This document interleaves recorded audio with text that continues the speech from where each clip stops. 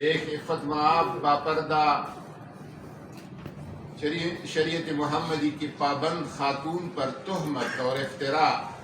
پر عدالتی مہر ثبت کر کے ذہنی اور روحانی ایذا اور تکلیف پہنچائی گئی ہے اور کردار کشی کر کے متاثرہ فریق کے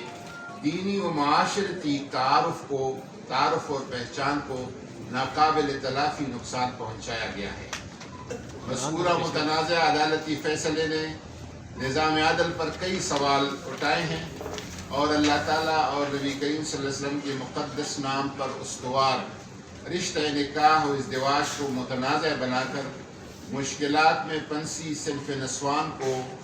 ذہنی، معاشرتی اور معاشی اور روحانی اذیت کا ایک اور دروازہ کھول دیا ہے۔ اس متنازع اور غیر منصفانہ فیصلہ نے بہت آسان کر دیا کہ کوئی بھی مرد سالوں بعد اپنے متعلقہ باعزت باعفت سابقہ بیوی کو عدالت کے عدت کے نام پر عدالت میں گھسیٹ کر ذلیل و رسوا کرے۔ اس طرح یہ فیصلہ ہمارے خاندانی اور عائلی نظام کو تباہ کرنے کا راستہ ہموار کرتا ہے۔ اس لیے ہم اعلیٰ عدلیہ سے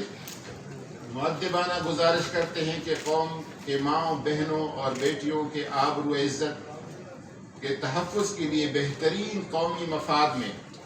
اس متنازع فیصلے کو واپس لے اور ملوث تمام افراد بشمول مدعی،